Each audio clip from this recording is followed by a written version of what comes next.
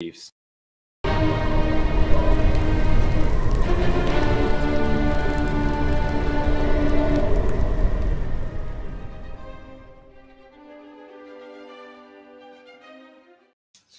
Welcome to RGR Football. Welcome to Thursdays with the Chief of the North. The Chief of the North mailbag. I don't remember what I'm calling it these days, but probably something different than I was calling it this week. I am your host, Seth Kaiser, the Chief of the North. I am just happy to be back. I returned earlier this week. Obviously, I was on vacation for a couple weeks. I only provided a couple of videos, one from a rooftop in Florida, one from beside the canal. And now my view is, again, quite a bit different. As we do every Thursday, we try to go through some mailbag questions. That's what we're going to get back to today. I'm excited to do that. Something to keep in mind is I'll put out a tweet on Wednesdays asking for mailbag questions. You can ask there or put them in the comments below here, not the live stream, but the comments below, and I'll give those priority next week as we'll try to roll through your questions. This is kind of a special edition mailbag because I am going to, in addition to getting through your questions, I'm going to try to roll through those as quickly as possible. And then I'm going to try to give a little 5-minute presentation at the end to kind of go through the best arguments for why Patrick Mahomes is deserving of the MVP, because it's something of a hot topic right now. And let's face it, debate is one of the things that makes sports great. And I've always been a fan of providing people with arguments to use with these kind of conversations. And so I wrote about this earlier this week on the Chief of the North newsletter. I wrote the 9 best arguments for why Patrick Mahomes is the NFL MVP of 2022. It's actually unlocked if you want to go take a look at it. But we are going to go take a look. We're going to kind of walk through the case. You could make anecdotal evidence arguments such as, throws like this one, but that's actually not what I plan on doing overall. What I really want to do is kind of walk through why the case is actually pretty easy to make for Mahomes when compared to Jalen Hurts as the most common other contender, whether it's Josh Allen, whether it's Joe Burrow. Those are probably the primary people that you might hear an argument for because, let's face it, it's basically a quarterback position award at this point. So we're going to do both of those things. I'm excited to do them all. We'll go through the mailbag stuff first. Don't forget to hit like, subscribe, to do all those things that are the YouTube stuff. It looks like the RGR football site is either closing in on or has already closed in on 25,000 subscribers. That's awesome. You guys rock. We appreciate the support. Keep it up. We love doing what we're doing here. And you'd be hard pressed to find a better person than Ryan in this business, in this industry, and someone who's been more self-propelled in doing this stuff and establishing the things that he's done. He's a marvel. I can't believe it. He impresses me every day.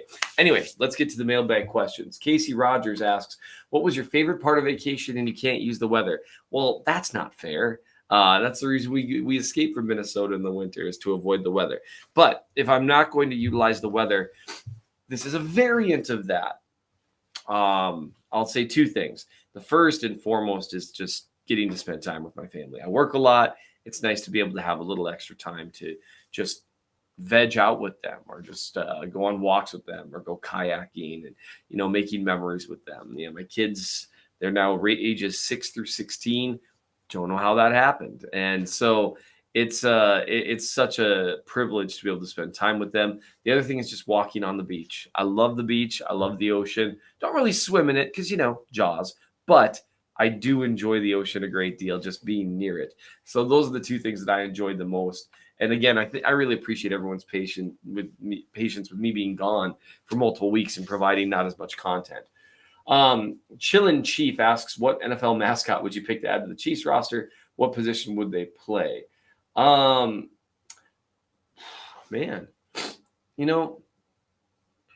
given the way Casey Wolf gets so upset with every missed field goal, and I'm going to mostly be kidding with this, and the current conversation, maybe I'd have him be a holder for Harrison Butker, which, by the way, I have no idea who's right and who's wrong about this issue with, Dustin Colquitt saying that Townsend is kind of having some issues as a holder, Townsend kind of denying it, and Dave Taub had some stuff to say about it.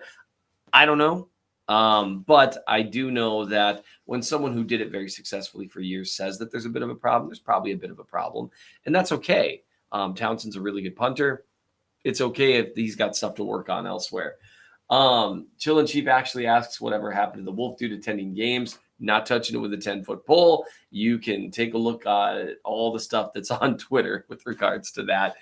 People are innocent until proven guilty. I guess we'll find out. Matt Pelzer asks, Brett Veach has made a habit of overhauling unit just about every offseason. So overhauling like a position unit. What do you think is the next target, defensive line or offensive tackle positions?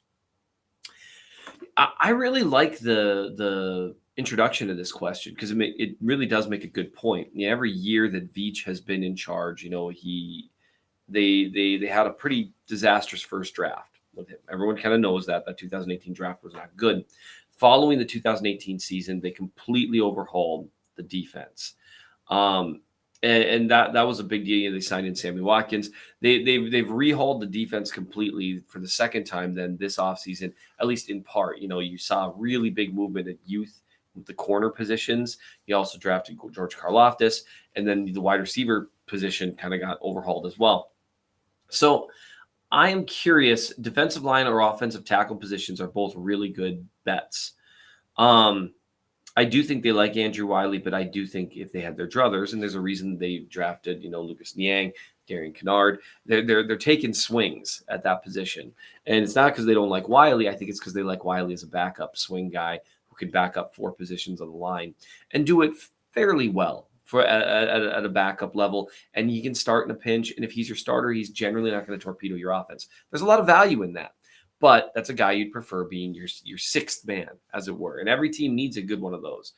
They already have a pretty good sixth man for the guard spots in Allegretti. And so having Allegretti and Wiley as your 2 primary backups would be a huge boon for the team. But Wiley's been pressed into starter service. I think offensive tackles is the most likely position. I also think you're going to see more investment defensive line. So I think, Matt, you nailed it in terms of the 2 positions. It's going to be interesting to see what happens with Juan Thornhill at safety, but I think there's a reason they went and drafted Brian Cook. There's a reason they started that youth movement already in the secondary. So I do think it's probably, I think I'd be surprised if Orlando Brown was a Chief in 2023, based on how this year has gone, unless his contract desires are very different. Because based on his play this season, based on his play last year, my thought was you could pay him top 10-ish, maybe even struggle into top 5 money. But you had to be careful with what the guarantees looked like. You need to give yourself an out after 2 or 3 years. His play dropped off a little this year, and that just is how it is. And maybe he'll play very strong down the stretch, and that would be great. That would be great for the Chiefs if he closed out the final 3 games of the season and had an awesome playoffs. It would make a Super Bowl win a lot easier. But consistency matters for absolute elite top-level players. So I think offensive tackle is a really good spot to see an overhaul, as well as along the defensive line, more for additions. Dunlap probably won't be here next year. Frank Clark probably won't be here next year. Colin Saunders is in a contract year. I mean, you're going to need to replace bodies that have been contributing. Chris Lee asks, what role do Rojo and Melvin Gordon have with the Chiefs this year? Odd to carry 2 vets and not play them. Special teams, not likely. I think it's just a position where people get hurt and you need guys there. I think Rojo would have had a bigger role, but Isaiah Pacheco really impressed them. And we can see why when he carries the ball. He does all the things that they were hoping Rojo could do. So I don't think there's going to be a big role for them down the stretch. I think the primary 1-2 combination for the Chiefs moving forward should be Pacheco, McKinnon. They've both shown the ability to do very, very well the things the Chiefs want done. We know the Chiefs really like Clyde, but there hasn't been a drop-off with him out. And if anything, McKinnon and Pacheco are each doing certain niche things at a higher level than Clyde was. So I'm guessing that's the route that they're going to use. Well, that's what I would use. I'm curious. Andy Reid isn't a big, you lose your job due to injury guy. So we'll see what they do with that moving forward. But I just don't see a lot for Rojo and Gordon there. That was interesting to me that Melvin Gordon signed with the Chiefs. Maybe that was the whole playing Denver twice down the stretch. I have no idea. Spence Mack says, do you think tackle is the most important piece to an O-line or the interior? If you're talking about individual players, your offensive tackle on the left side or the right side is probably more important than any individual piece along the middle of the line, other than maybe the center. But probably still your tackles are going to be the most important pieces. However, it really is a sum of the parts. You can have really good tackle play and very poor interior play, and the Chiefs have seen this with Mitch Schwartz. And when Eric Fisher was at his apex, he wasn't elite, but he was good. And you could see with interior line issues, you still had a lot of problems with pass protection and with running the ball. So it really is a sum of the parts. It really isn't about any one position. And that's where it just is always a struggle to find 5 competent guys. Moganar asks, with all the talk about the defense lately, I think this is a fair question to raise. How much do we feel the problem is with play on the field or schemes, alignment, general coaching? In my opinion, we have talent all over the field. I question whether it's being utilized properly. I think Chiefs fans might overestimate the amount of talent on the defense. I think they've got some good players. I don't think they have right now guys who are blue chip players outside of Chris Jones. L'Jarius Sneed, I think, could get there. I think Trent McDuffie definitely could get there.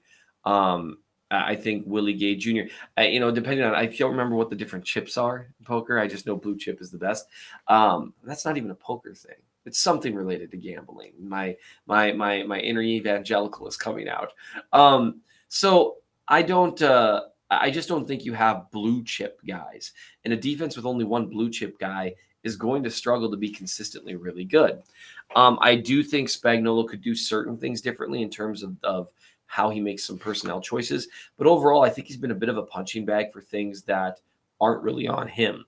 Some of the physicality and tackling issues, I think that's more personnel thing, because it's not like the Chiefs aren't emphasizing that. Every team emphasizes those sorts of things.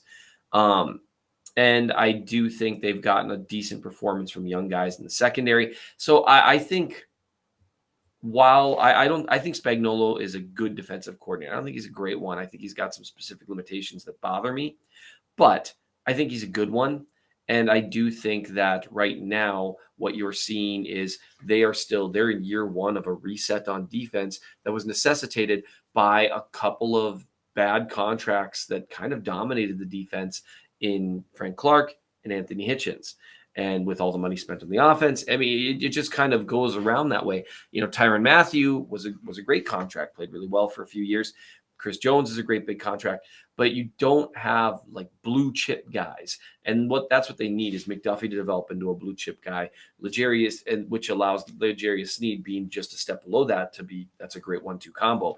They need another blue chip pass rusher. Maybe Karlaftis develops into that. Or they need 2 or 3 guys rushing the passer, right? It really is, I think, if you want to see the defense take a step forward in terms of consistency, because you can see they play generally well until the last 2 weeks against bad offenses, but good offenses have given them problems. So I do think there's more personnel stuff there.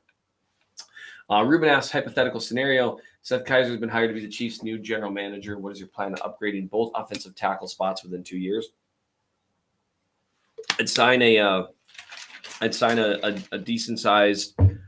Well, if I really had my druthers, I'd give the Texans a call about Tunsil, who's a genuinely elite left tackle, and I would see if you could get him for a first rounder and some change, and I'd give him the general contract you were going to give Orlando Brown. Yeah, does that cost you extra? It does, but you get genuinely elite play for the elite money. And if you were planning on spending the elite money anyway, go get an elite player and do it. That's the difference between what they did with Brown and this idea. Would it work? I have no idea, but it's what I would do.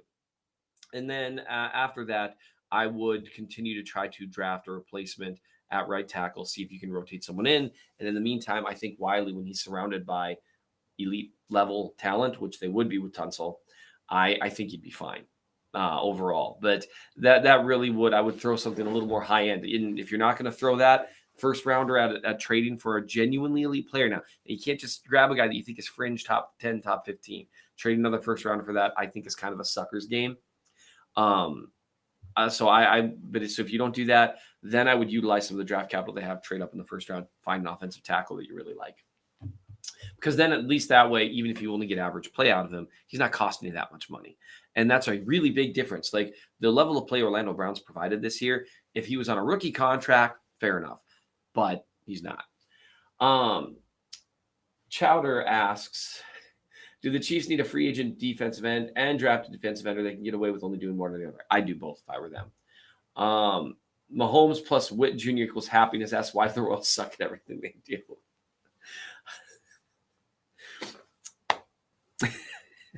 I'm sorry to hear that. I wish I had an answer for you. John Wesley says, with teams now picking up the Chiefs blitz, should Spags try to rely on fake blitzing, then dropping out and dropping defensive linemen coverage on potential quick throws? We've actually seen a little more of that lately. And so I'm guessing you're going to see them blitz a little more sparingly. I think that is why you saw kind of the game plan against the Texans, where they weren't blitzing as heavily, which is unusual for kind of lower level quarterbacks with them. Last one, Tom says no respect to the injured, but should Clyde even play again for the Chiefs? Yeah, I mean, he should be part of the rotation. I think it makes sense for him to be the third guy up right now. But that's just where they're at. McKinnon's outplayed him in a certain role, and Pacheco's outplayed him in a certain role, and those two are doing really well. So those are what we have for mailbag questions. And so now I'm going to try to give you succinctly and briefly the definitive, I guess, case for why Patrick Mahomes should win the MVP. And part of it is simply arguing against things that other people might have to say. So I'm going to kind of walk you through a little bit what I wrote in the article. Again, check it out, the Chief North newsletter. You're going to see it more broken out, play by play, that type of thing. But there's a couple things. Here's a chart of what quarterbacks look like in the league in terms of efficiency. Thanks to the site RBSDM, runningbacksdon'tmatter.com. It's a great resource for analytics stuff. So the primary stat that you're going to be looking at here is going to be EPA per play. So that's on passes, rushes, and penalties. What is EPA? Expected points added. Just think of it as if, let's say it's 3rd and 5 and you're on the 40-yard line and your quarterback makes a great play and picks up a first down, and now you've moved the ball 15 yards forward and picked up a new set of downs, it's more likely that you scored, that you will score, right? You've added expected points. On 3rd and 15 or 3rd and 10, it doesn't look like you're going to score, but then a new set of downs, now it's more likely. That's expected points added, moving the chains, moving the ball. As you can see, no one does it like Patrick Mahomes. Completion percentage over expected is a stat that I don't view as important, and there's a number of reasons for that. I think it's a little more receiver driven. I think that's why Tyler Lockett's quarterbacks are always near the top in that, but that's a whole nother story. Patrick Mahomes leads the league in EPA per play, and if you really look at the way it's laid out among players, it's by a country mile. That's the first thing, is that Patrick Mahomes is better at moving the ball than everyone else. If you actually, though, want an even better statistic, if you're talking to someone about that, expected points added per play when the game is in doubt. So when you take out garbage time, so when the win probability is 20 to 80%, which means either team has at least a 20% chance of winning. So we're kind of removing garbage time. Then if you look, the EPA per play and the completion percentage over expected gets even more absurd. It's a scatter plot with Mahomes in the way top right there, which is what all those charts should look like and what they do look like. So the thing that you can tell someone without showing them this chart, I guess you could whip out your phone and show them this chart, is to say when games are remotely in doubt, no one in the NFL is close to Mahomes in helping move the chains or completing passes over at a higher rate than expected. No one's better at it, and no one's even close. That's a huge first argument that starts us off in terms of statistical arguments. Another thing, yards above replacement, which is a Football Outsider stat. Patrick Mahomes is over 1,500. Barely anyone else is at 1,000. That matters. ESPN's QBR, and basically what I'm talking about, these are stats that you can cite. QBR is ESPN's answer to quarterback rating, where they try to take into account clutch situations. They try to take into account running the ball as well as passing the ball. It's basically it's supposed to be a more inclusive stat. It is still to do with how the ball gets moved, so it has some similarities to EPA per play. That's another one where Patrick Mahomes is at the top of the league. If you want to go with simple counting stats, Patrick Mahomes is at the top of the league in touchdowns. He's at the top of the league in yards. If you want to get to a little more analytic type stats, ESPN also does their own expected points added. So now remember, this is going to be a little bit different than some of what other sites might use. He has 94.1 expected points added on pass attempts total. Next highest player, Justin Herbert at 75. The difference between Mahomes and Herbert is as large as the gap between Herbert, who's number 2, and the 10th ranked quarterback in the league. So no one adds more value than Mahomes in throwing the football. But there's a little more to that. Mahomes isn't just by far the best in the league at moving the ball as a passer. He's also 4th in the league as a runner quarterback, because he's 4th in the league, 23.9 expected points added. Fun fact, that's more than Russ Wilson has added as a passer in expected points added. So what does all that come to? It's that Mahomes is not only easily, statistically, the best passing quarterback in the league by a country mile, he's also one of the best running quarterbacks in the league. And so it's almost impossible to be both of those things. And yet, somehow he is. And that's one of the reasons why he makes things so difficult on competition, is that if you play man coverage, you don't have an appropriate spy in place, Mahomes will almost immediately suss it out and gain big yards as a scrambler. And that's one reason why he's so difficult to sack. And that's where you can combine some film with it as well. If you're looking for more statistical arguments, they just keep going, right? So, if you're arguing with someone and you're giving them all these stats and I still don't know. Well, then why don't you look at third down? That's the money down for quarterbacks. Once again, we're at quarterback efficiency here. This is Patrick Mahomes. And if you look, his EPA per play is larger on third down. That's the money down for quarterbacks, right? No one, you see the gap between him and every other quarterback in the league on third down, it gets wider on third down on the money downs. You see a lot of quarterbacks in the league struggle to even be at above 0 EPA per play because they don't convert nearly as often. Whereas with Mahomes, because he's the best third down quarterback in the league by a country mile, and again, I keep using country mile. This one, it's just even wider. It demonstrates the fact that in obvious passing situations, there's no one like Mahomes. No one even close. And shouldn't that be the gauge of who is the most valuable player, when he's the one that moves the needle the most when it's needed, right? Because on 2nd and 3, your running back can move the needle. On third down, generally speaking, it's just your quarterback. And that's important to take into context there. So I want to just address one more thing, or two more things. If you want to talk about, the Eagles have the best record in the league. That's very common. That's what gets used. They're 13-1. That's great. For one, they've played a much weaker schedule than the Chiefs, but whatever. If you don't want to use that, don't use that. Here's what I would use. Here's the Chiefs defense, rushing and passing defense. Here's the Eagles defense. They have one of the best pass defenses in the league. The Chiefs, it hasn't been terrific. It's below average. The simple fact is the Eagles have won multiple games where their offense has not needed to perform at a significantly high level. Now, their offense has generally been very, very, very, very good. It's one of the best in the league. But they've had several games where they haven't performed quite as well as they would have liked, but they still won because their defense is so excellent. But taking that aside, the best argument, I think, for why Patrick Mahomes should win the MVP, the best way to view it, is that the Chiefs traded away Tyreek Hill, right? They brought in MVS. They brought in Juju Smith-Schuster. They drafted Sky Moore. They later on brought in Kadarius Toney. The argument against Mahomes, because for years Mahomes has dominated the NFL for the most part statistically, the argument has always been, well, he's got so much help. He's got so much help. He's got so much help. He's got Tyreek Hill and Travis Kelce and Andy Reid, and look at all this. However, his offensive line now, last year's offensive line is so good, et cetera. This year, that's not true. He does have a ton of help. He has a very good quarterbacking situation. But I would argue that if you look at him compared to whether it's Tua, whether it's Joe Burrow, whether it's Josh Allen, whether it's Jalen Hurts, his situation isn't that much better. Tua has probably the best 1-2 punch in the league in Hill and Waddle.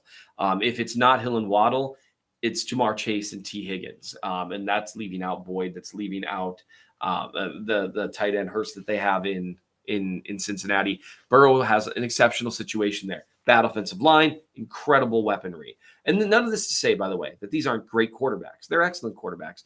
What I'm talking about is help.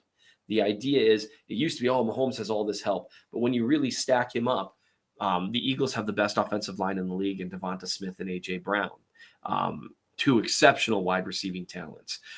They've also had Godert. There we go. When he's been healthy this year, which has been, I think, 9 or 10 games, an excellent receiving tight end. Jalen Hurts is a very, very good quarterback, but he's had a ton of help. And Josh Allen, coming into the year, his wide receiver trio was supposed to be one of the best in the league.